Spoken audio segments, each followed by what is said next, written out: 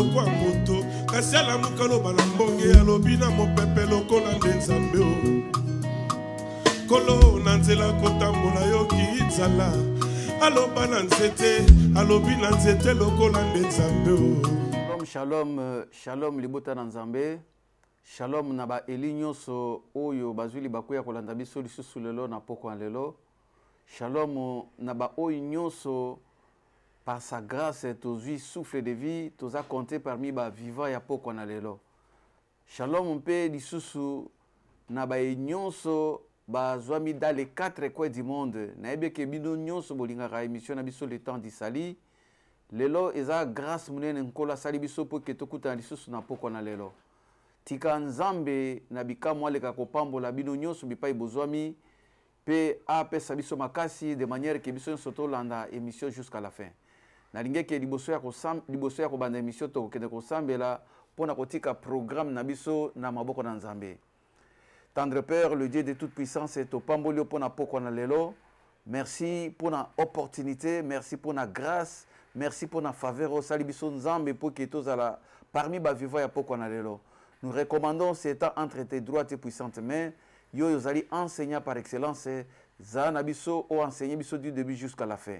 Force nyon so ezali contraire na volonté na yo to rendre yango inopérationnel. Pambola mutu nyonso o ya kolanda biso na poko na lelo dans le puissant nom de Jésus-Christ qui est notre véritable Dieu de tolobi. Amen. Tika nzambe azwa lokumu lisusu parce que tozwi grâce o ya kozala parmi ba vivants pe pona koyoka maloba na nzambe. Nebe ke journée na lelo elimo kwa kozala béni parce que liloba na nzambe tango ebimaka pona kopambola ebimaka pona tia na kokangola ebimaka pona tia na kokorriger ebimaka pona kokonsoler. Nalingi ke liboso na nyonso tokende kopambola ba nyonso oyo bazali kati na biso na poko na lelo vraiment tika ke nzambe na bikamwa akoka na kopambola ba eli nyonso. Topamboli lisusu moment oyo pe tokosenga na ba nyonso bazolanda biso en direct et que tokoka na kobenga te tokobenga jusque soki émission na biso eke kosila. Tozala vraiment na compréhension que tokoki kobenga te tango émission ezali en direct. Nzamba le kana kopambola bino. Merci pe pour la compréhension parce que baninga mususu baza déjà connecté baza kolanda message.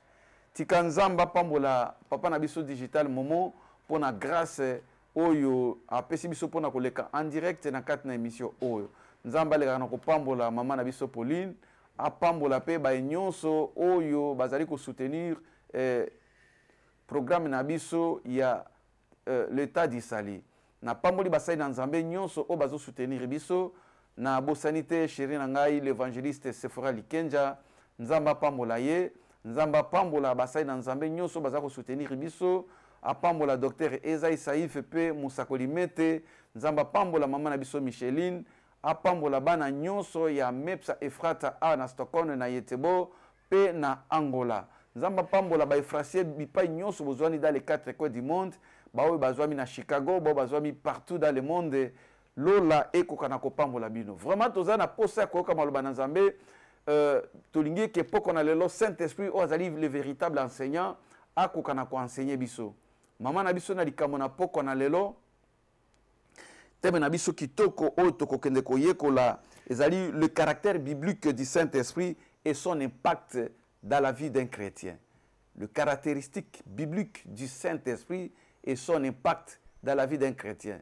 Il y a solo mbala mingi tango totangaka liloba na nzambe eyana ba terme mingi oyo biso tokokaka kotanga ngote tope totangaka to ebaka ko comprendre yango na profondeur te langage oyo ezali na kati na maloba wana. Voilà pourquoi lelo na poko nzamba linge ketokende koyekola ba caractéristique oyo ekomami na Biblia ya molimo mosantu. Bien aimé, Saint-Esprit ezali base ya vie chrétienne. Tango tozolobela caractéristique biblique ya Saint-Esprit elingi koloba ke na kati na yango molimo na nzambe azali mosantu. Bible eza kotalisa biso ke sans le Saint-Esprit tokokoka kosala eloko moko te. Voilà pourquoi tolingaki ke tokota na profondeur ya koyekola si la personne du Saint-Esprit. Toyeba molimo santo aza nani pe ndenge nini azali ko fonctionner na kati na Biblia. Alors, mbala mingi totanga ka Biblia tozwaka pe ba question ebele oyo bato bazali ko poser biso si la personne du Saint-Esprit to pe ba caractéristique mususu. Vous allez lire na maloba na Nzambe komona ba terme mingi ezali employé bato bayebaka ko comprendre tina na yango te. Nzoka oyo nyonso ekomami mpona tina na édification ya biso pe ezali na ba répercussion directe na vie na biso tant que bana Nzambe. Mutu nyonso oyo ayambi Kriste ayeba ke nzoto na ye ekomi temple to évangile ya Molimo Santo. Yango na Bible lobi que ne savez-vous pas que votre corps est le temple du Saint-Esprit. C'est-à-dire que Molimo Santo lokola ya poni ko ya kovanda na nzoto na biso esengeli tokende koyeba mutu nani oyo avandaka kati na biso pe ndenge nini ye azali koopere na kati na bomoi na biso. Yango na poko na lelo vraiment tokende koyekola ba caractéristique oyo ya Molimo Santo pe tokende kotala ndenge nini impact na ye ekoki kosalema na kati na vie na biso. Vraiment toza na mwa kokoso muke pona tia na lumière tokende kotanga ya liboso na mokanda na Matthieu chapitre 3 le verset 16. Matthieu chapitre 3 le verset 16. Totangi yango na kombo na Yesu Christ. Dès que Jésus était baptisé, il sortit de l'eau et voici les cieux s'ouvrirent et il vit l'Esprit de Dieu descendit comme une colombe venir sur lui. Awa tozali komona caractéristique ya liboso ya Bible tokokota mbala moko na kati na liloba na Nzambe pona kokende kotala oyo nini ekomami. Bien aimé, Molimo na Nzambe azali représenter na kati na liloba na Nzambe na liboso ndenge totangi na verset oyo tozali komona que le Saint-Esprit est représenté comme une colombe. Bible lobi que tango Christ ayebaki na kokende kozwa libatisi eloko moko elekaki mukolo wana. Il y a quelque chose oyo ekokaki bato koyeba manifestation ya Molimo Santo kosalema mukolo wana. Bible lobi que tango Yesu abimi na kati na mai, c'est là où il y a un problème. Tango Christ est sorti de l'eau, voici les cieux s'ouvrir et il vit l'Esprit de Dieu descendre comme une colombe. Mama na biso na likambo ezali wana. Caractéristique ya liboso ya Molimo Santo na kati na Biblia. Bible zokoloba ke mukolo Kristu azwaki libatisi baye komona Molimo na Nzambe azwi forme, azwi corps, azwi lolenge moko boye. Pe akiti likolo na Yesu lokola colombe. Colombe elingi koloba lokola pigeon. Alors que Molimo Santo, Molimo amona na kate azalaka na nzoto te. Mais ce jour-là, Bible zako talisa biso que Saint-Esprit azui forme moko corporelle, azui elembo moko ya colombe pour à se manifester pour na ko marquer vie ya Christ. Parce que nous parlons des caractéristiques bibliques du Saint-Esprit et son impact dans la vie d'un chrétien. Yesu Christ ye moko azalaki Christ. Mais si to moni ke mukolo ye azali ko zwa libatisi, Molimo na Nzambe awuti na likolo, azui forme corporelle, azui lolenge moko azui nzoto ya colombe. Nepte so ba benga na lingala e benga so ki na ko s'entropete. Donc azui lolenge ya colombe to ya pigeon pe akiti likolo na kolo na biso Christ. To ye komona ke ezalaki na symbolique munene komona ke koma Molimo na Nzambe akende kozwa forme ya ndeke lokola colombe. Parce que bandeke bazalaki ebele na mokili, bandeke pe bazali ebele na mokili. Comment est-ce que Nzambe akoki kozwa forme wana ya ndeke oyo tobengi colombe? Bien aimé, c'est parce que soko tokosala analyse na kati na nyama oyo to ndeke oyo tokomona ke colombe azali nyama moko oyo azali vraiment du pe bato nyonso balingaka ye. Okomona ke colombe bisika ya azali aza nyama to ndeke moko oyo alingaka violence te. Colombe non seulement azali doux mais c'est un messager. Okomona même que na tango ya déluge, tango mai mbule katanaki Noé akokai kotinda bandeke mususu lokola ba corbeau po ke bakende kotala na mokili soki mai esili na se na mokili. Mais toyebi histoire ya corbeau tango yake azonga lisusu te na kati na arche.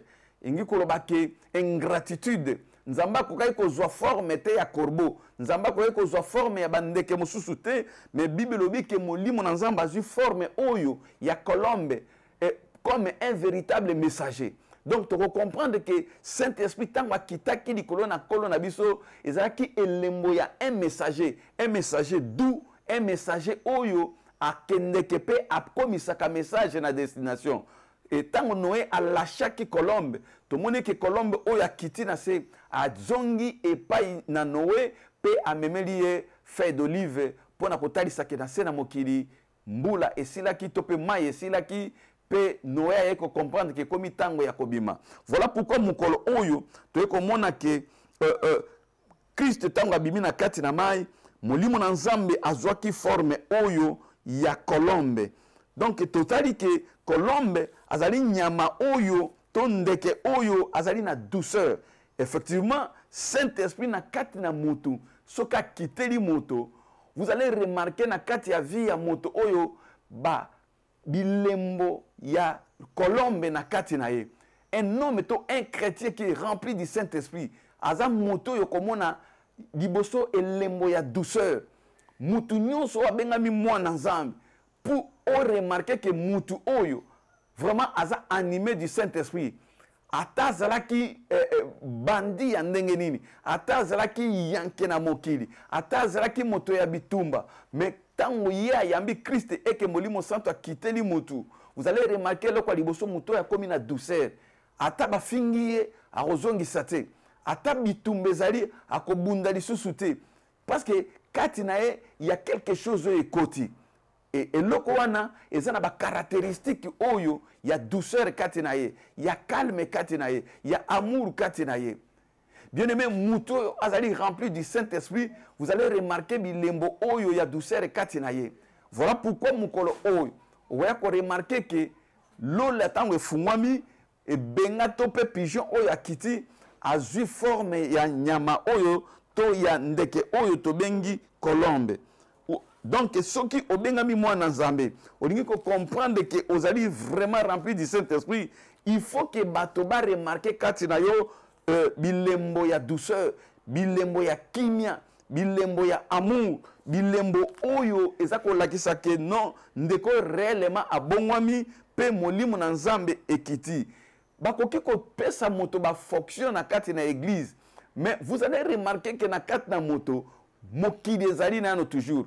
Misala ne ya mokide zali likamu mukia koyoka inenga lobi tokotiana no Bible pembeni douceur ezalité tempérance ezalité c'est tout simplement parce que muto na kati na ye molimo na Nzambe nano akitite et ce qui mutu aza rempli du Saint-Esprit bozana tanko tuté ya kokende ko gêner ko luka esprit à discernement parce que beaucoup remarqué même dans langage na ye beaucoup remarqué na comportement na ye beaucoup remarqué na bizaledi na ye et que muto a changé c'est-à-dire qu'il y a quelque chose et continue na kati na nzoto ya mutu oyo et ça exactement tango ndenge moko okomona mwasi soka aza na zemi ba pakato pe ba mikolo ba yebaka noki ndenge nini que jeune fille aza na zemi c'est parce que ba ko remarqué changement na kati ya comportement ya jeune fille bakomona ke ba mama oyo ba yebi mama kambo bakomona qu'il y a quelque chose de nouveau et continue na kati ya vie ya mwana mwasi oyo vous allez remarquer que ba comportement a changé ba bitide ya kolia a changé régime alimentaire a changé c'est parce qu'il y a quelque chose de nouveau oyo et koti na kati ya vie ya mwana mwasi oyo de la même manière pour natina na un chrétien oyo ayambi molimo santu boko remarquer ba caractéristique ya Saint-Esprit katinaye Saint-Esprit azana ba caractéristique wana ya douceur azana caractéristique ya kimia azana caractéristique ya amour pe c'est un véritable messager ya wana na poko na lelo esengeli mutu nyonso o aza koyoka parole oyo yo moko obanda kosala examen de conscience o mituna est-ce que depuis que oyambi ki Christ comme Seigneur et Sauveur est-ce que bilembo ya Saint-Esprit ezali komona na kati na yo ou bien bateau jusqu'à ce jour bamoni na nos différences c'était na ndenge mutu ya kala zalaki pena mutu ya sika oyo yo okomi. D'ailleurs bato mingi bakomi meme kofingisa komo na Nzambe a cause na biso bato tozolo baketo yambi molimo na Nzambe. Bato oyo tozolo baketo yebi Nzambe. Parce que baza komona changement te kati na biso. Il y a pas la douceur. Même na kati ya ndako, même na kati ya comportement na biso, même na kati ya ba couple, vous allez remarquer que douceur et zalité. Bien aimé, caractéristique ya Saint-Esprit, ya liboso, Bible zali ko démontrer biso que akitaki epai na Christ na forme ya colombe. C'est-à-dire que molimo oyo azalaka invisible, ce jour-là azwaki corps. De la même manière, à l'attaquer nzoto ya colombe, de la même manière, à kokipe ko lata nzoto ya yo mutu, oyo bengami mwana Nzambe. Saint-Esprit ko lata nzoto na yo. Ce qui a l'attaqué ndeke, à combien plus de fautes et raisons, yo mutu zali beaucoup plus valeureux. Na miso Nzambe, Saint-Esprit a lata nzoto na yo te.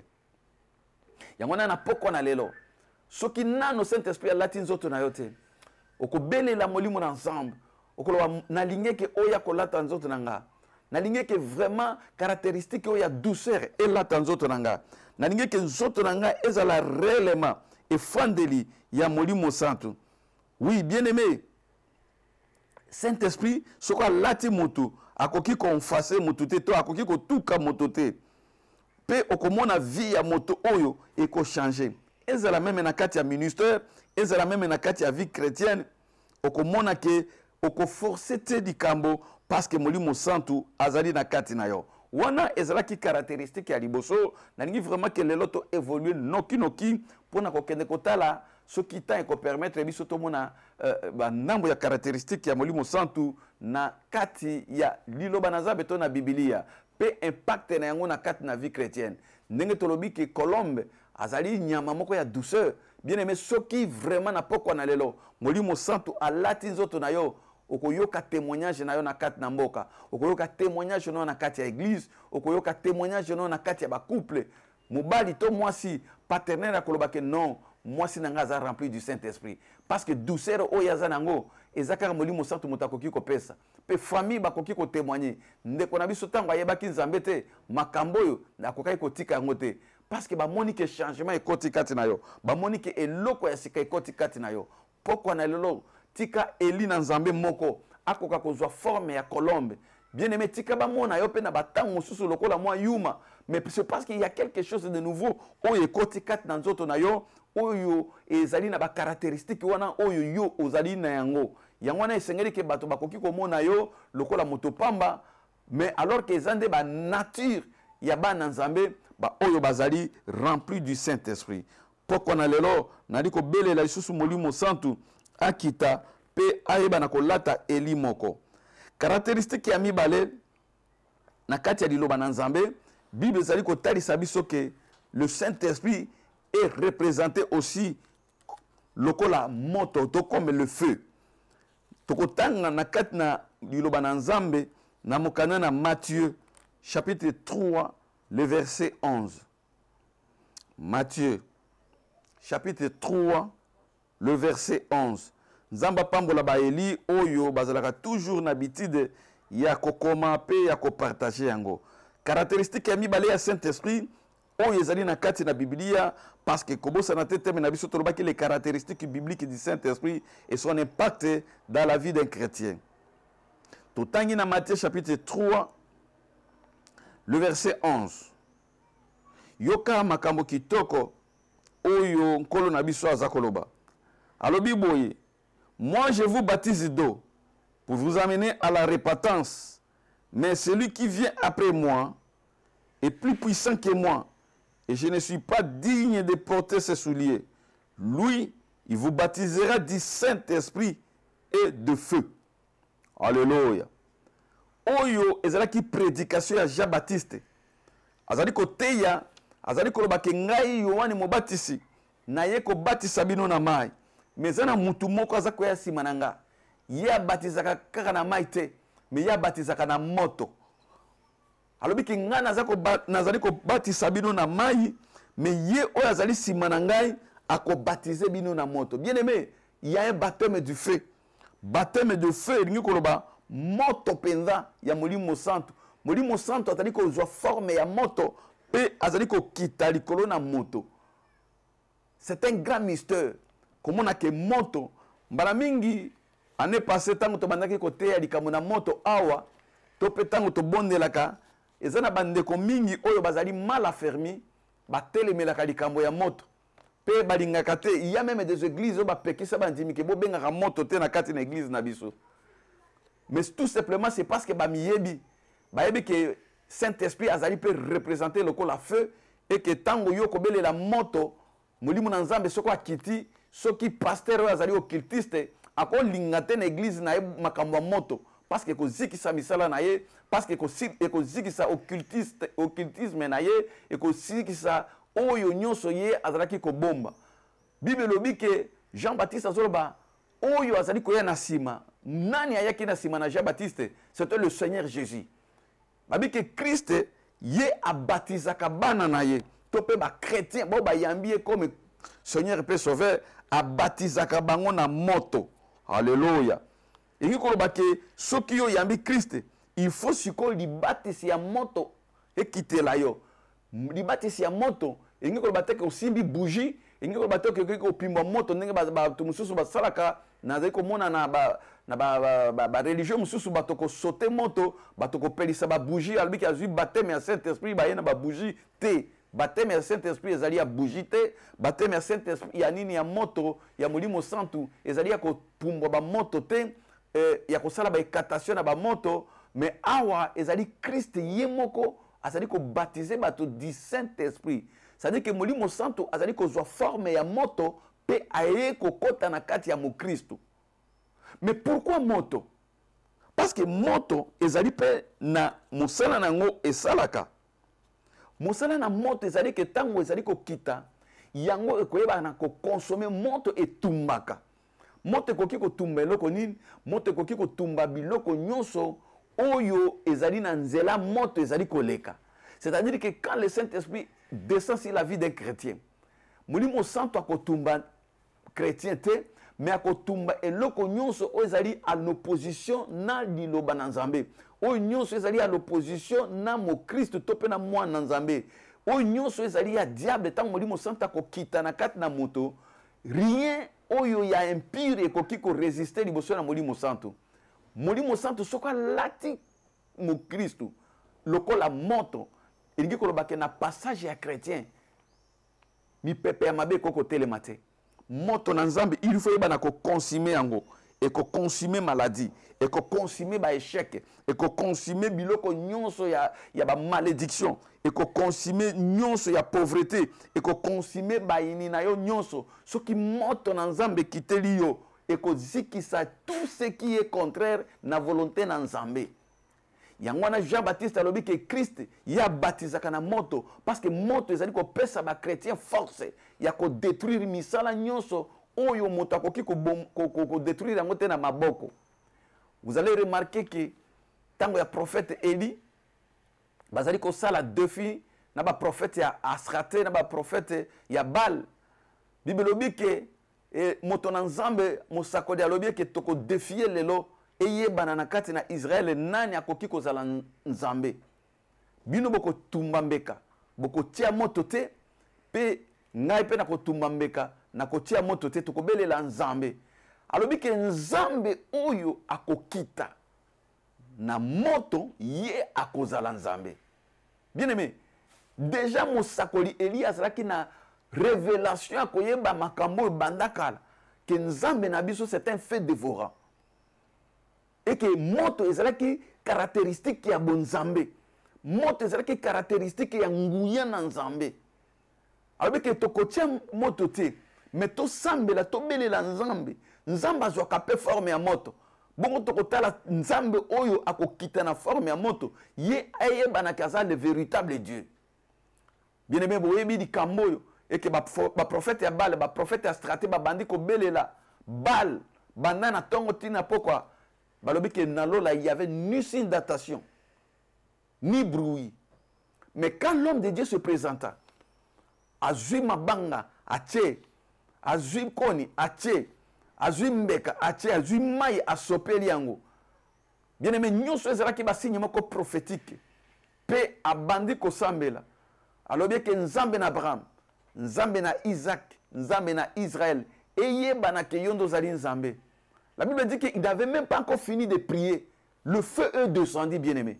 Moto et outina dikolo nzambe azui forme ya moto akiti mais tango moto ekitaki dikone tumbelo ezaki kaka te po epela lokola na tango na Moïse parce que na tango na Moïse nzambe akitaki dikona nzete lokola moto mais nzete ezali kozika te bakasa ezali kozika te mais awa moto tango kitaki bien-aimé ezikisi etumbelo ezikisi nyama ezikisi koni ezikisi na mabanga et consommer na mai oyo basopaki.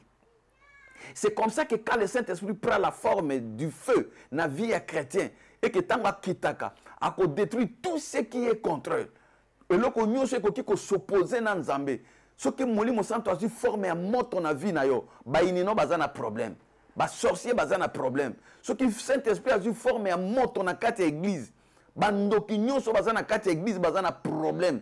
Yawa omona ke groupe ya bandoki bakoba banda ko luka ba problème na kati église tango ba prière ya jeune ezali makasi tango ba prière ya ba retraite eza makasi tango église même na modération modérateur bandi ko belela moto ya molimo santo ekita okomona ba problème bandi ko bima na kati na église pourquoi ba ko kokango te bazaka na deux solutions soit ba kimi soit ba se repentir parce que Dieu prend la forme du feu yango na poko na lelo bien-aimé tika molimo santo a formé à moto akita na vie na yo et tango ya ko kita na vie na yo ko détruire tout ce qui est contraire à la volonté de Dieu molimo santo a formé à moto na kati ya ndako na yo pona ko détruire misala nyonso ya sorcellerie dikona bana dikona misala na bino dikona makambo nyonso na ba projet na bino bipai nyonso satana atiaki loboko moto na nzambe ekita. Le Saint-Esprit a formé à moto dikona via Eli moko na butu na lelo. Le Saint-Esprit a formé à moto na kati na assemblée moko. Le Saint-Esprit a formé à moto na kati na mboka moko. Bien-aimé, boyebi que notre prophète, le frère, que son âme repose à paix, Alain Molot, tango banaye ko bele la moto et lukela ke ba problème na mboka Congo démocratique. Parce que ba konzinyoso majorité tokolo banyoso te ba kota ki na kati occultisme ba kabaki mboka na maboko ya Satan. Mais il y a soit qui révélation lobi ke na Congo il komi tango akobele la moto na nzambe pe mopanga pona ko papa. Afingi na moto te. Abito bele la ka moto na Congo. Et bomoni sort na ndengeni ne lekaki. Pourquoi? Parce que ba occultisme balingaka moto te. Église oyo bazali ko boya ko bele la que moto ko kita na église na bisote. Vous devez savoir qu'il y a quelque chose au bazali ko bomba parce que bazali ko protéger loko na bango oyo molimo santu parce que ce qui a quitté na forme moto ko ya ko détruire ndenge moto kitaki ne tumbelo na Eli et kita na kati na ba assemblée na biso et kita na kati na bandako et kita na kati na ba vie ya bana na biso moto ya molimo santu et détruire force nyonso ya ténèbres na butu na lelo moto ya Saint-Esprit et lata Eli moko bipai nyonso ko kende quiconque ko s'opposer na nzela na yo moto nzambe dévoré moto nzambe dévoré même biloko misono ko monate. Le Saint-Esprit a formé un moto na vie na yo pour na ko ravager ba blocage nyonso pour na ko ravager nyonso ya opposition. Le Saint-Esprit a formé un moto. Oui, parce que notre Dieu, la Bible le confirme, il est le feu dévorant. Ce qui motoye biso que na église na biso tobele la moto te lobane que il est écrit que notre Dieu c'est un feu dévorant et que c'est Jésus-Christ lui-même qui baptise du feu. Lokola toza ba chrétien to bengami ko tambola na ba pare à Christ, nous devons recevoir ce baptême du Saint-Esprit oyo Christ ye moko azali initiateur. Oyo Christ mokonzi na biso ye moko azali ko baptiser na ba oyo bazali ko yambaye comme Seigneur et Sauveur. Ceux qui réellement azali chrétien, il faut ozo baptême du feu, il y a Saint-Esprit. Pe moto wana tango ko ya eza po sakanate bien-aimé. Ndenge na uti koyebisa bino ke na tango na Eli moto ekitaki pona kosakana te moto etalisaki différence nzambe nini azalaki nzambe na kati na Israël. Et ensuite mosako na lobi ke saisissait tous les prophètes de Baal pe boye bana ko égorger bango peuple balobaki c'est l'Éternel qui est Dieu mais bamonaki nzambe te bamonaki moto nde kokita mais le peuple bagangi que c'est l'Éternel qui est Dieu parce qu'ils ont vu le feu qui est descendu et que ce feu-là a une différence devant le prophète Yabal et le prophète Astarté. Pour qu'on ait le Saint-Esprit soit formé à montre, à créer différence entre eux, où ils véritables chrétiens, et faux chrétiens. Le Saint-Esprit a une forme, il y a moto na ndako na yo. Le Saint-Esprit a une forme, il y a moto na ba projet na yo. Ata ba tchela ki loko moko, ozali ko bloquer que en tout cas yo okende liboso te butu na lelo, tobele di molimo sans toi kita. A une forme ya moto. Na ba ndako na biso, na misala na biso, na mabala na biso, likona ba projet na biso. Force nyon sur sorcellerie, monte en Nzambe et kita na butu na lelo. Pour consumer yango, pour détruire yango dans le puissant nom de Jésus-Christ. Alléluia. Nzambe na biso azamalam. Bien-aimé, moto na Nzambe kita liboso na bayine na yo. Moto na Nzambe e kita liboso na oyo nyonso oyo ekoki ko s'opposer liboso na yo. Na ninge ke na poko na lelo, eli moka comprendre que tango yo zali kozwa moto ya molimo santu, ezali pona ko sakana te. Tokotanga na mokana na Deutéronome chapitre 4, le verset 24. Deutéronome chapitre 4, le verset 24. Deutéronome chapitre 4, le verset 24. Oh, que le Seigneur nous aide.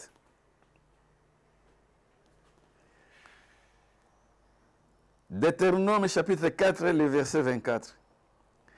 Car l'Éternel ton Dieu un fait dévora un Dieu jaloux. Nalinga ki seulement na pesa bino référence oyo yo eli okoki kokende ko talisa yango na bato nyonso o bazali ko s'opposer que Nzambe na biso azalaka moto te. La Bible dit dans Deutéronome chapitre 4 le verset 24 que notre Dieu est un fait dévorant et un Dieu jaloux. Biso tozu paragraphe ya liboso. Nzambe oyo biso tozali ko salela aza moto ya kozikisa un fait dévorant. Bien aimé, ako dévorer bana na Nzambe te, ako dévorer nde ba oyo nyonso bazali en opposé na kati ya liloba na Nzambe. Ako dévorer nde eloko nyonso ezali contraire na parole de Dieu. Yangwana na poko na lelo, si l'Éternel est ton Dieu et qu'il est le fait dévorant, akita sikoyo pona ko dévorer force nyonso ils allaient s'opposer contre la parole de Dieu. Tellement qu'il y a un feu dévorant, à consumer les ennemis nabiso, à consumer nyonso ya monde des ténèbres, à consumer force nyonso et koki koya pona ko bundisa. Il est le feu dévorant. Likambo moko o ezali ko tungisa église, likambo moko o ezali ko tungisa motema na yo, likambo moko o ezali ko tungisa libota na yo. Notre Dieu c'est un feu dévorant. Na poko na lelo yebango ke Nzambe wana alataka nzoto otobengi Saint-Esprit a lui pe forme ya moto. Tomona ki na liboso ki caractéristique ya liboso azwa ki forme ya colombe. Awa toye komona ke Nzambe aye kozwa forme ya moto. Voilà comme ça ba caractéristique ya molimo santu. Et ce Dieu là azalaka molimo. La Bible dit qu'il faut que ceux qui l'adorent en esprit et en vérité. C'est-à-dire que notre Dieu c'est un esprit et que cet esprit là azwaka ba forme ya ndenge na ndenge. Tokokende kozwa caractéristique ya misato. Oh bien-aimé dans le Seigneur, pourquoi na lelo nebe ke mutu moko azali béni oyo akoki kokende ko pambwama lisusu na kati na liloba na Nzambe. Totangi na mokana na Actes des Apôtres chapitre 2 le verset 1 jusqu'au verset 4. Nzamba pambola biso. Actes des Apôtres chapitre 2. Vraiment beau tenir biso rigueur était lelo toza vraiment na problème mouké ya lumière molimo na Nzamba sunga biso vraiment que to koma na suka ya message na biso. Actes des Apôtres na chapitre 2 tokotanga na verset à liboso pe tokokende ko tsukisa na 4e verset. Le jour de la Pentecôte, ils étaient tous ensemble dans le même lieu. Tout à coup, il vint du ciel un bruit comme celui d'un vent impétueux. Il remplit toute la maison où ils étaient assis. Des langues semblables à des langues de feu leur apparurent, sépara les unes des autres, et posèrent sur chacun d'eux. Et ils furent tous remplis du Saint-Esprit. Ils se mirent à parler à d'autres langues, selon que l'Esprit leur donnait de s'exprimer. Parole du Seigneur. Awa tozomona ba chrétien liboso. Bible lobi que le jour de la Pentecôte, mukolo oyo penza bazalaki ya koyamba molimo mosantu. Eloko moko elekaki. Bazalaki bango nyonso na kati na ndako, bazalaki kozela promesse ya molimo na Nzambe. Mais yoka eloko moko elekaki. Balobi que des langues semblables à des langues de feu leur apparurent, séparant les unes des autres, et se posèrent sur chacun d'eux. Tango bazalaki ko sambela, ba moni moto ekiti na kati na ekuke to na chambre bango bazalaki, pe moto wane bandi ko kabwana moko likolo na mitu na bango. Moto evandi likolo na mitu ya ba disciples. C'est comme ça que le Saint-Esprit est descendu sur les apôtres et topé bande qu'on a vu sur ya liboso. Et qui taki na forme ya moto pe e bandi ko se poser likolo na ba nyonso babanda ki cause la promesse ya Saint-Esprit. Donc le Saint-Esprit a eu caractère wana, a eu forme wana ya moto pe aye ko se poser likolo na mitu na bango. Bien aimé, moto wana e bandi ko se manifester na kati na bango. Bible dit que bandi ko parler en langue. Quand le Saint-Esprit descend sur une personne, il y a la manifestation. Il y a moto et bandi ko salema. Bandi ko loba minoko nasika. Minoko oyo kaka nzambe moto azali ko yoka. Bandi ko loba ba révélation, bandi ko loba ko kumisa nzambe na minoko mususu. Bien aimé, molimo santo tango akitaka likolo na chrétien. Okobanda koloba makambo yo moko zali koyeba te. Il faut que Nzambe par sa grâce apesa bato mosusu likabo ya interprétation pour ba comprendre ma mystère oyo yo zali koloba ko uta epa na Nzambe.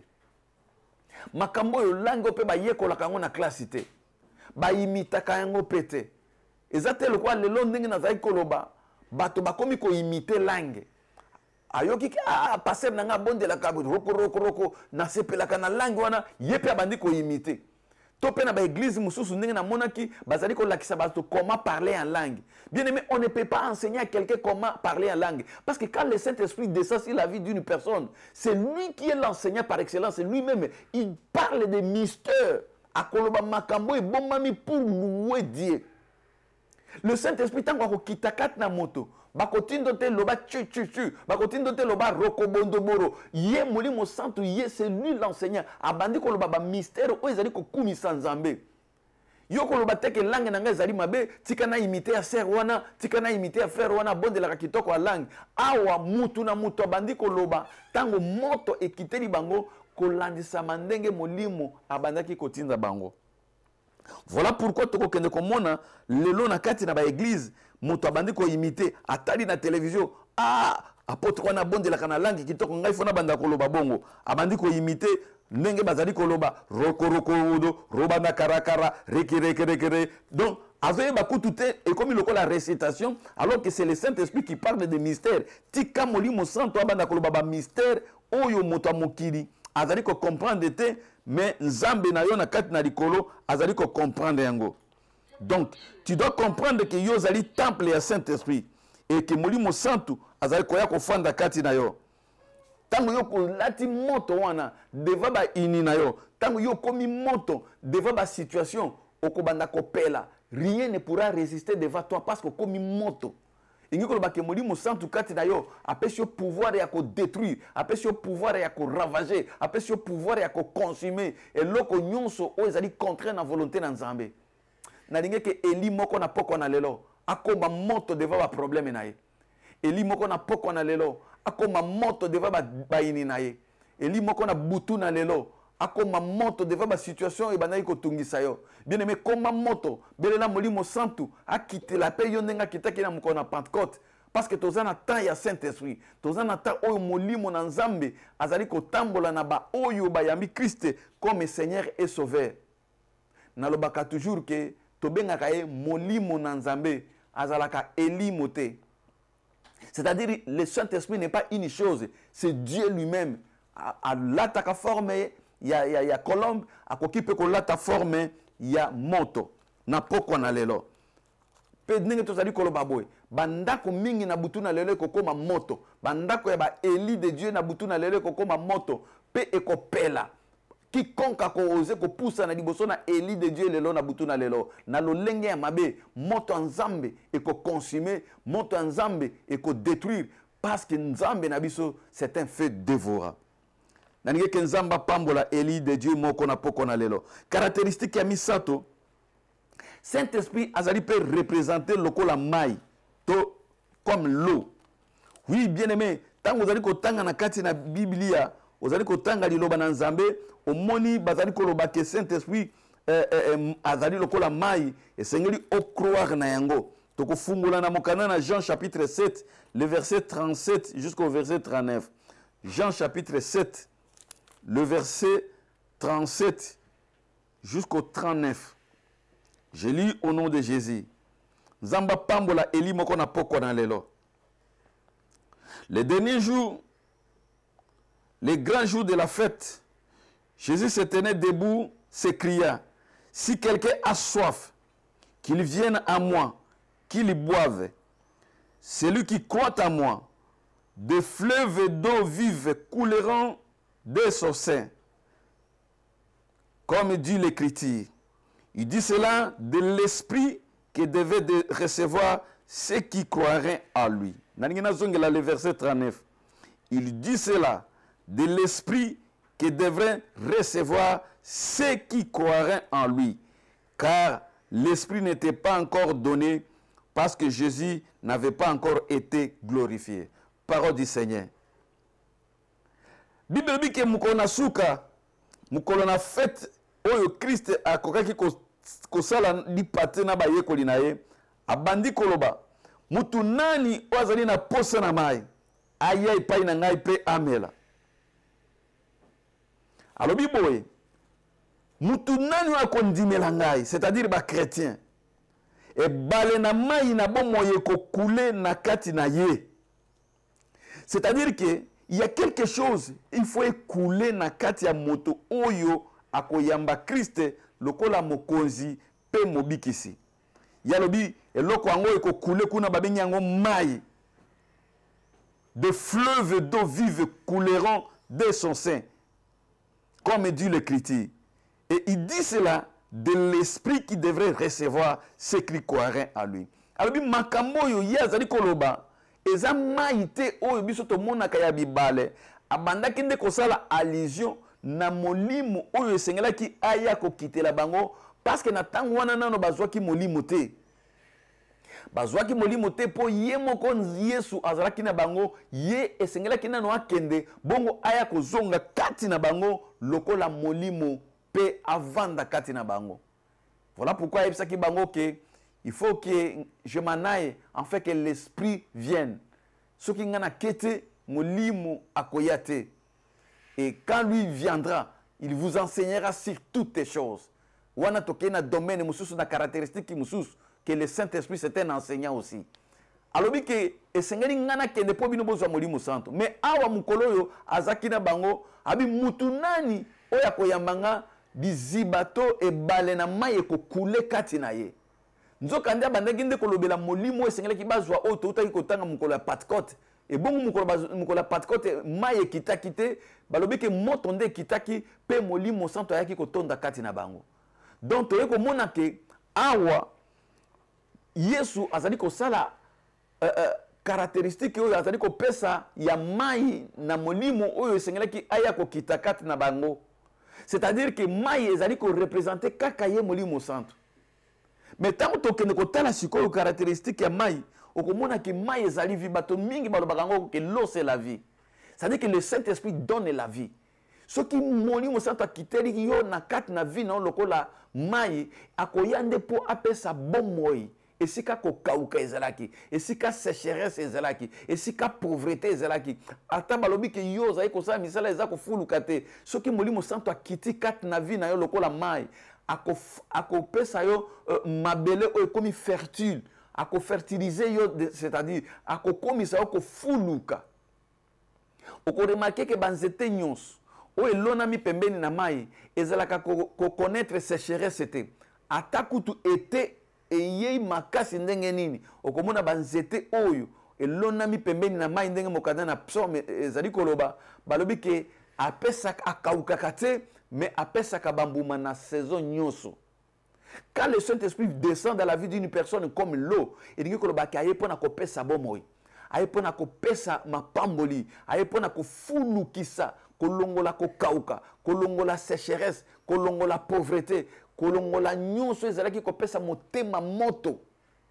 Saint-Esprit akoya pona tida na ko fortifier moto oyo.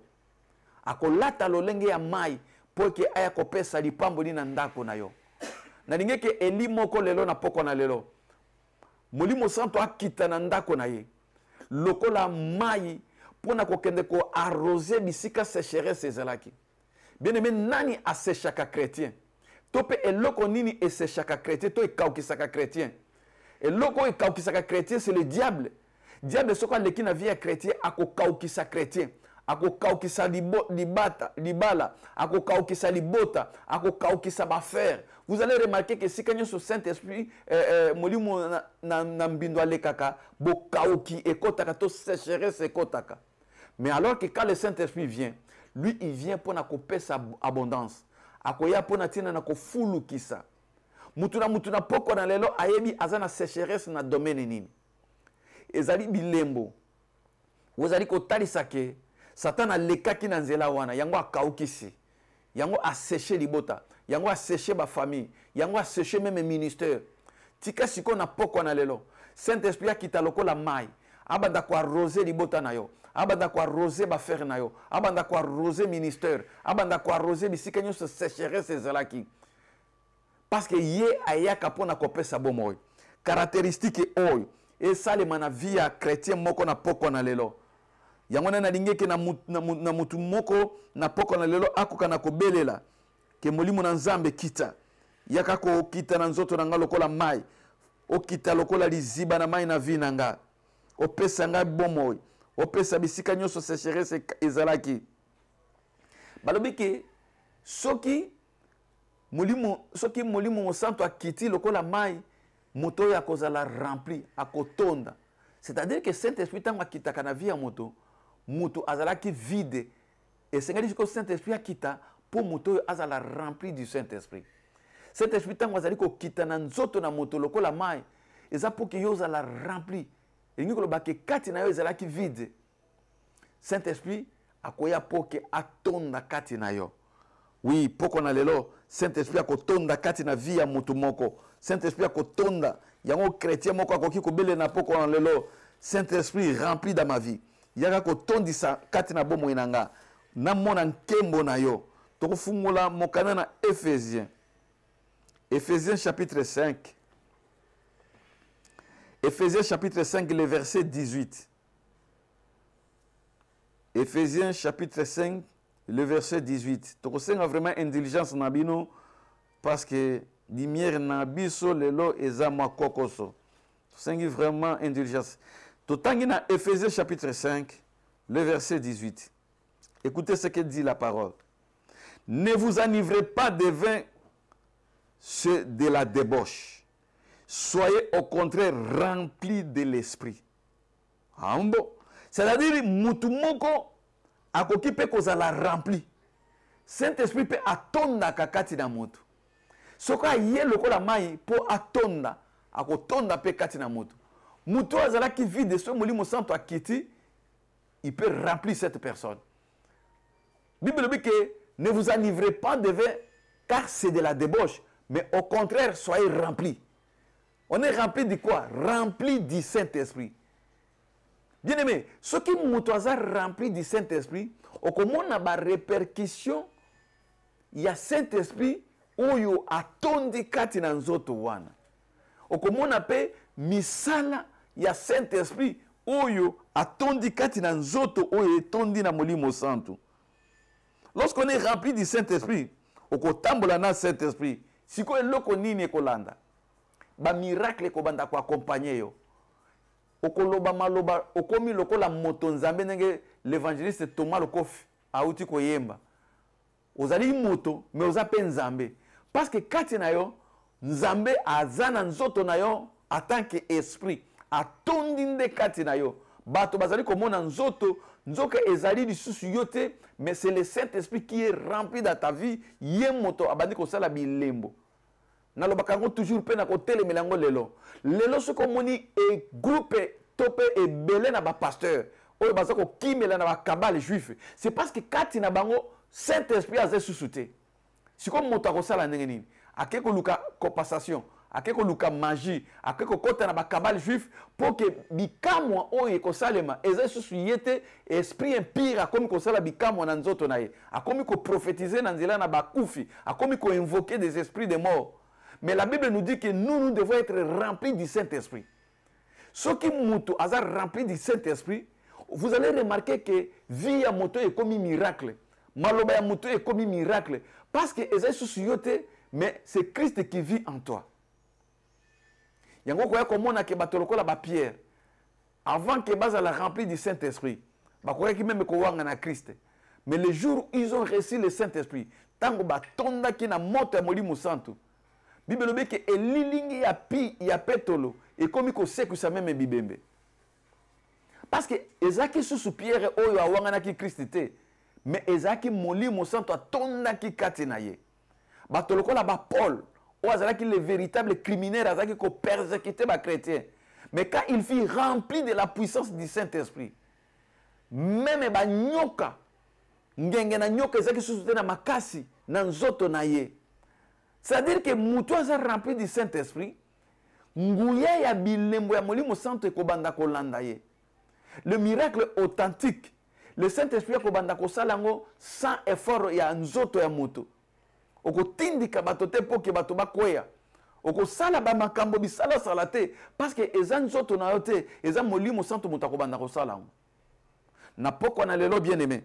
Soko lingo mona bikamo ensemble, remplis-moi du Saint-Esprit. Lukande intimité dans le Saint-Esprit. Tika ba makambo nganga, tika ba livre ya magie, tika soloka. Luka intimité dans le Saint-Esprit. C'est le Saint-Esprit qui opère des miracles. C'est le Saint-Esprit qui prêche. C'est le Saint-Esprit qui prophétise. C'est le Saint-Esprit qui sonde même le cœur des gens. Et ce que le Saint-Esprit a rempli dans notre moto, vous allez voir des miracles authentiques. Bien aimé, tolobi ke bapôtre tango bayambaki molimo santu makamba minene salemaki. Totanga na acte des apôtres. Eli moko apamba mana poko na lelo. Wakoluka intimité na Saint-Esprit. Eli moko apamba mana poko na lelo. Oya koluka ndeke nzoto na etonda na molimo santu. Olia kokende koluka kaba mandona. Olia kokende koluka kaba nganga. Bien aimé, tonda na molimo santu na poko na lelo. Alors, totangi na Acte chapitre 6.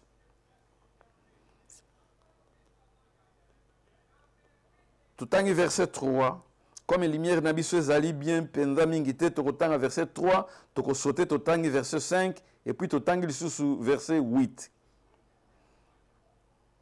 Acte des apôtres chapitre 6, le verset 3.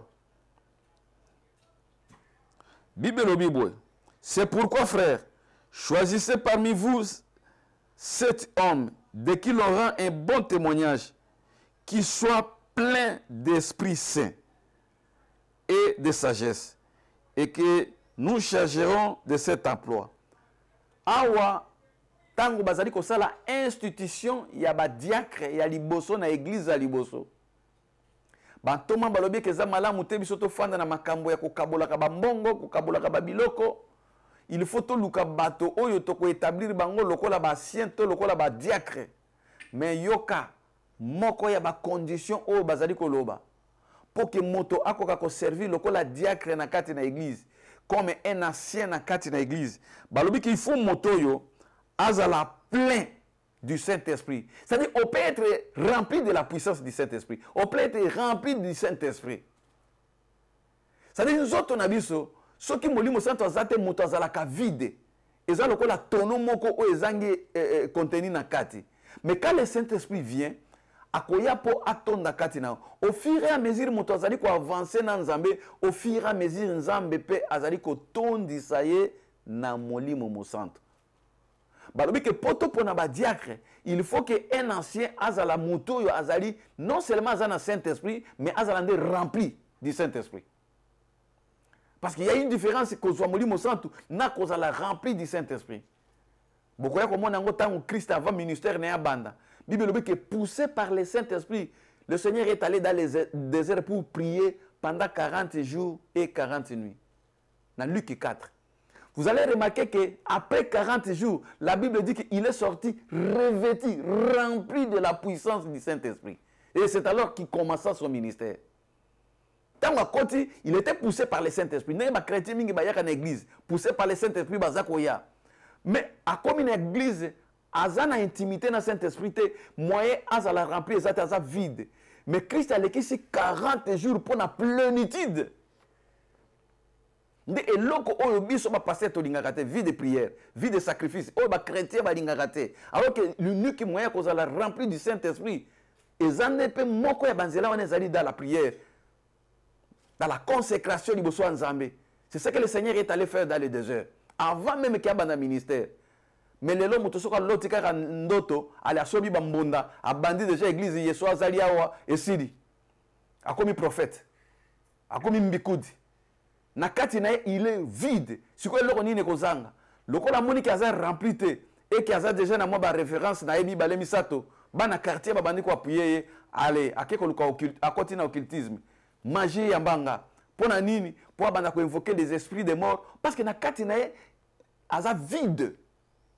Bien aimé, quand vous êtes rempli du Saint-Esprit, vous allez remarquer que la puissance du Saint-Esprit est à l'icône la puissance ya ba magicien. Bible est à démontrer biso yango. Donc, n'a pas qu'on a le Luka osala rempli du Saint-Esprit, le kola, disciple babandaki ko Luka ke diacre, il faut que azala rempli de la puissance du Saint-Esprit. Donc, tolobaki ke tokotangana Acte chapitre 6 verset 3, Shikoyo, oh que le Seigneur nous aide. Tokena verset 5. La Bible dit cette proposition plie à toute l'assemblée.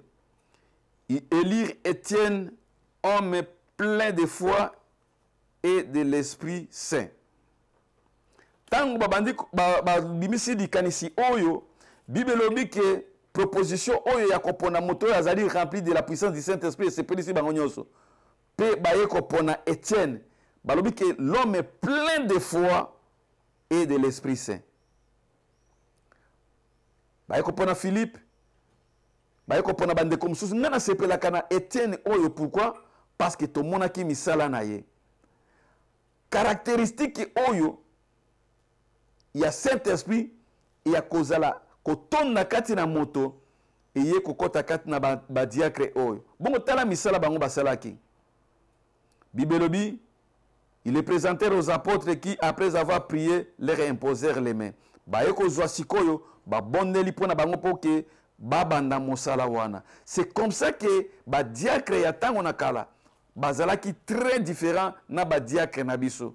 Ba diacre ya biso ya lelo bazande na connaissance eta mususu ya parole, bazande na connaissance ya théologie, bazande na connaissance na éloquence ya koloba français, bazande na éloquence ya koloba tope anglais, mais na kati kuna vide eloko ezate. Peut-être bazali ko pona moto, pona appartenance ya tribu na ye, to ya couleur na ye, mais na kati kuna vide. Mais awa Bible zotali sabiso que pour les anciens, et Seigneur que moto oyo a Seigneur ko sala mosana nzambe azala rempli de la puissance du Saint-Esprit.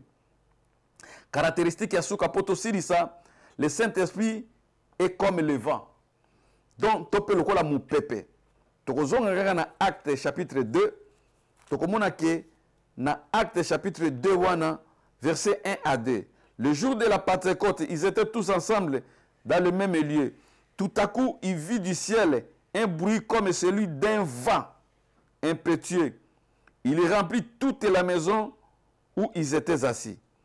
Donc, mukolo ya Pentecôte eza mukolo oyo église aliboso bayambaki nguya na molimo santu oyo ezalaki promesse nkolo apesaki bango.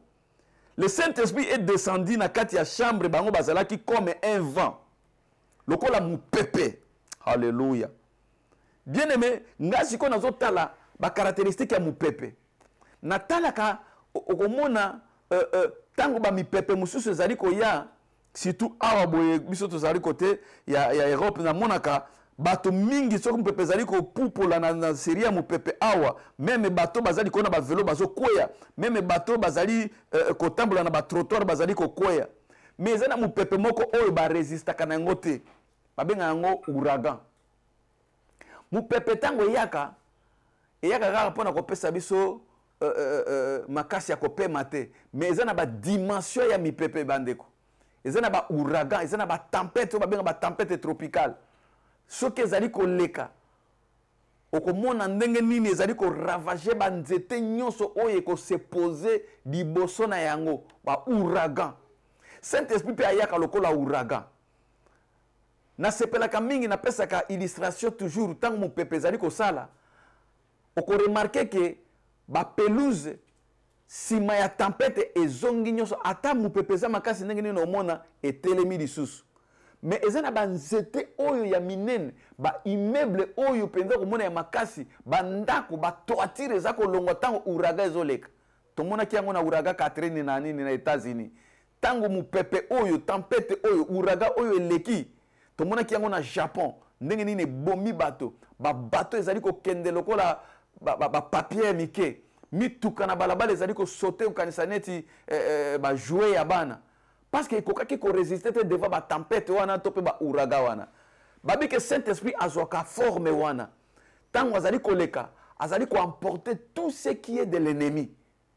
Ce que Saint-Esprit a quitté lokola tempête a quitté lokola ouragan bien aimé ba inino ba koresiste te bato nyonso bazali kotelema liboso no ba koresiste te eloko nyonso ekokende kosopose liboso ya Saint-Esprit comme tempête comme vent ekozala emporter yango wana naza kobelela na butu na lelo lokwa motinda mya nzambe que Saint-Esprit akita na vie ya moto moko lokola ouragan pona ko emporter tout ce qui va résister devant toi mipepe nyonso etelemelaka yo ba situation nyonso ezali kotelemela yo butu na lelo tempête ekita Saint-Esprit akita lokola ouragan pona ko ravager pona ko déraciner pona ko emporter eloko nyonso ezali kotelemela bana nzambe eloko nyonso ezali kotelemela ba chrétien ça dit que Saint-Esprit soko akiti na vie na biso comme vent ezali kaka te po aya kofanda kati na biso pona ba révélation prophétique mais akitaka pe lokola tempête pona ko emporter force nyonso ekosopose na nzambe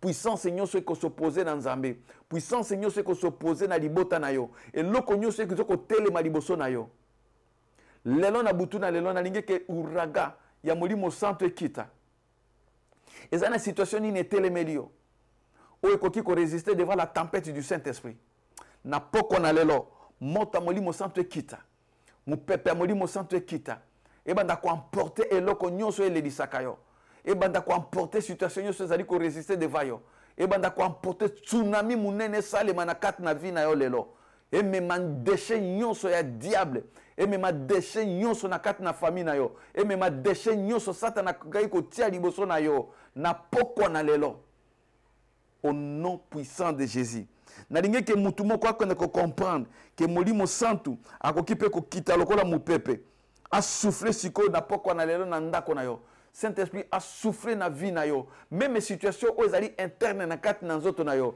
ya maladie Saint-Esprit ekita sikoyo a soufflé na kati na nzoto na yo pona koemporter maladie wana pona koemporter situation wana pona koemporter ba problème au miso moto ekoki komona te Saint-Esprit akita pona ko détruire nyonso ennemi ya semaki bien-aimé omoni ba caractéristique minei oyo totangi faute d'état tolingaki to continuer mais tosuki awa lelo de manière que mutu na mutu ameka ko simba caractéristique minei oyo akomisa yango une réalité na vie na ye non seulement Saint-Esprit azala lokola colombe na kati na nzoto na yo mais azala pe lokola moto pona ko détruire nyonso diable akokaki ko seme Saint-Esprit azala pe lokola mopepe pona tina na ko emporter oyo nyonso ekokaki ko s'opposer liboso na yo na poko na lelo Saint-Esprit azala pe lokola mai na kati na ndako na yo pona tina na ko mema bénédiction pona ko kolisa nyonso la sécheresse bisika sécheresse ezalaki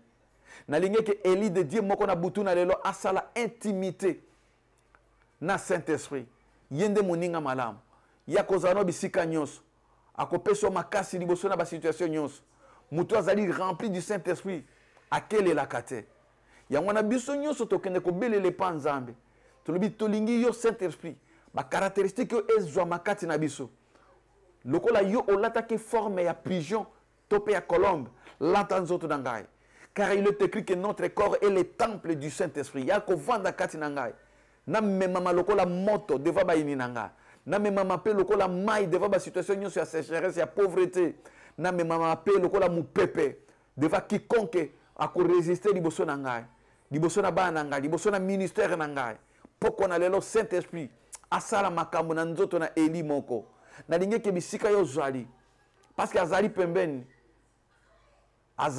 alingi kokota na nzoto na yo a remplir yo na nguya na ye Saint-Esprit a rempli ndako na yo a rempli libota na yo il suffit seulement yo ondima que azali pembeni il suffit seulement que oza na foi que akoki pe ko remplir yo ndenga remplissaki Etienne pe ke ba miracle salema bibembe esekwa na nzela na yo ba demo batosa eloko moko te koki ko résister nguya na Molimo Santo soki Molimo Santo azana kati na yo okotambola de victoire en victoire de progrès en progrès de succès en succès parce que kozala lisusu yo te yango moni moto lokola ntoma Paul azoloba si je vis ce n'est plus moi qui vis mais c'est Christ qui vit en moi Christ akoya ko vivre kati na nzela nini akoya ko vivre na nzoto na yo en esprit pe akopesa yo victoire oyo za nango besoin na ninge ke bisika ozali osambela bien-aimé oyebisa Nzambe kolo tonda kati na nga ya kovanda kati na ndako na nga ya kovanda na kati na ministère na nga ya kovanda na kati na libota na nga tonda po opesa nga victoire naza na posa ya molimo na yo alatanga toke kosambela. Seigneur notre Dieu totiki message oyo ezala une vie na kati na bana nyonso bayoki Molimo Santo okita liko na peuple na yo okita bipai nyonso oyo bayoki message oyo Saint-Esprit tosengi baptême na yo liko na peuple na lokolo kitaki muko na Pentecôte mu pepe kitaki na kati na ndako ko resanta baya puissance na yo kitaki na kati na bango lokola moto ekitelaki moko na ba nyonso oyo bazwa maki na kati na chambre haute Nzambe mutu nyonso ayoki message oyo tika moto na yo kitaliko na mutu na ye tango bayini bakomona bamona ete bamona moto bandako nyonso bayambi parole oyo na butu na lelo ekoma moto na butu na lelo esika bandoki bakoya ba occultiste bakoya Nzambe bamona moto pe batatola ki yo zali un feu dévorant Saint-Esprit okita na bandako lokola ouragan pona ko déraciner nyonso basemaki na kati na ndako okita lokola mai pona ko pesa bénédiction fulusa esika sécheresse ezalaki na misala na ba projet na mabala stérilité yo opambola bango na yebi Seigneur okosala plus que oyo biso tosengi parce que yo yebi bango koleka ngai mais tu dis que je confirme la parole de mes serviteurs et j'accomplis ce que prédit mes envoyés. Attends que ton serviteur Seigneur accomplit cette parole dikona ba Eli na yo toyoka matatoli eyebana ke yondo zali le véritable Dieu eyebana ke c'est toi qui es le feu dévorant eyebana Nzambe ki ozali mu pepe oyo kitaki mukona Pentecôte na pamboli ba Eli nyonso dans le puissant nom de Jésus qui est notre véritable Dieu ndetolobi amen. Nzambe na bikamwa aleka na kopambola bino. Vraiment, nous avons prêché dans des conditions qui très difficiles. Lola et pambola ba Eli nyonso. Nebe ke bokozala bokomi déjà na ba caractéristiques oyo deva ba ini nabino deva mi pepe nyonso pe ba témoignage koya parce que Molimo Santo tanga akitaka po akokisa liloba na Nzambe. Na pamboli papa na biso Patrick Momondenga bundi lelo vraiment pour que toko makino na suka Nzamba pambola site na biso bomoko ya mboka dans les jours à venir toko servir bino na ba condition o eleki lisusu awa bondi mila biso ki makamba minene zali koya boza toujours braché na bomoko ya mboka pona kolanda biso chaque mercredi na 20h30 vendredi na émission Jésus-Christ notre médecin. Et puis dimanche, na 20h30, toujours na Jésus-Christ notre médecin. Tika nzambe aleka kopambola basakoli nyonso oyo banande biso na poko na lelo. Nzamba pambola Dr Esaïe Saïf. Nzamba pambola mama na biso mosakoli mete. Nzamba pambola basai na nzambe nyonso oyo bazwili bakoya kolanda biso ata totangi kombo te. Nzamba pambola chéri na nga l'évangéliste Sephora Likenja pe bana ya mepsa nyonso. Nzamba kena kokanisela bino toluka intimité na Saint-Esprit comme ça to comme on a différence. Bible vous verrez désormais la différence entre ceux qui servent Dieu et ceux qui ne le servent pas. Nzambe apambola mama na biso Pauline Momo akanisela pe ba nyonso bazali ko soutenir bango na kati na mosala o. Ce qui yeso a été tokutani mercredi prochain na même heure pe pona koyoka maloba na Nzambe. Ba nyonso bazali pembeni awa bobosana te chaque dimanche na église Mepsa Efrata awa na Stockholm. Tozaka na kite na biso de 14h jusqu'à 16h30. Pe ba oyo bazali na sud ya Suède bokoki kokende na Yetebor na église na biso ya Mepsa Efrata kuna pe tozana culte de 14h à 16h30. Nzamba pambola biso tokutani mercredi prochain. Bye.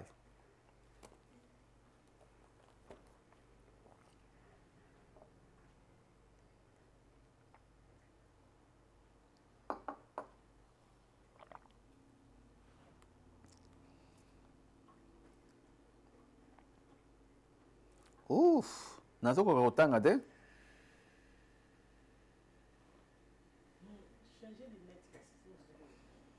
O eza lineti na nga te. O lineti ya kotangela eza ya kobeba. O nazwi yango kabungu.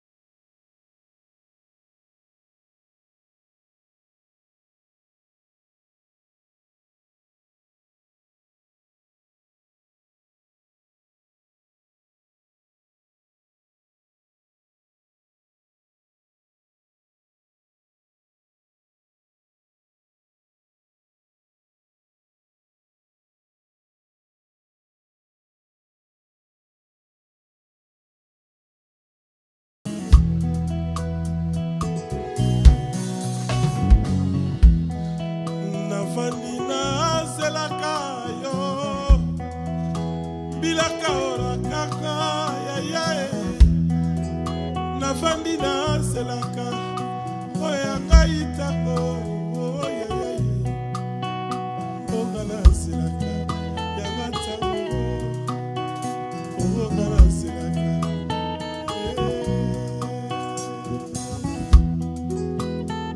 tango bamieza domene ya Nzambe le temps meso eza mystère akolo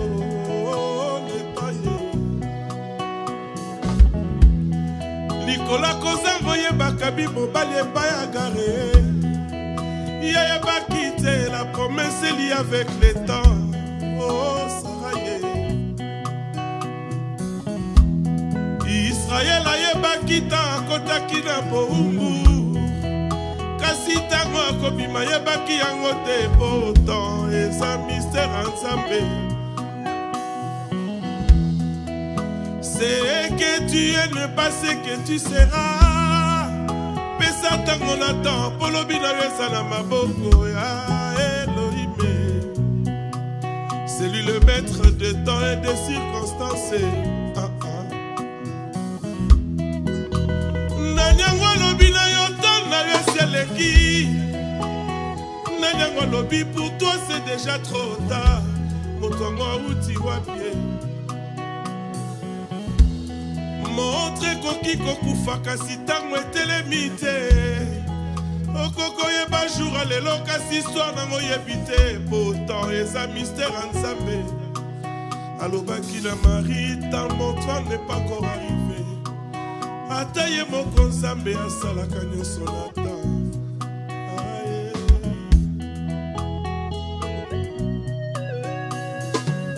Bill Jacker.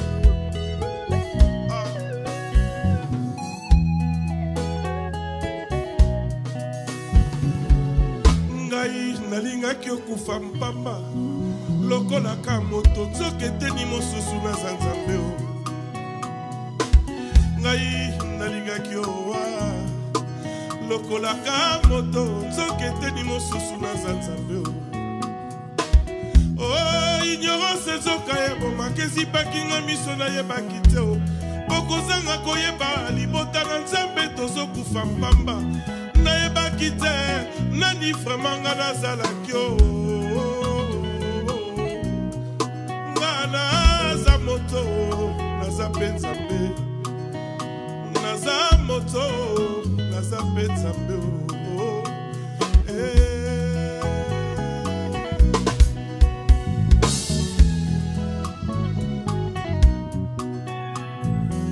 Alalaki na bwato lokwa moto kasi alamuka loba na mbonge alobi na mopepe lokola nde Nzambe o. Kolo na nzela kotambola yoki nzala aloba na nzete alobi na nzete lokola nde Nzambe o. Oh, moto alelaka tango makambo yaka makasi na fina ye kasi Nzambe Nzambe alelaka te Nzambe alobaka pour d'éternité pour sa Nzambe za moto a dominé kasi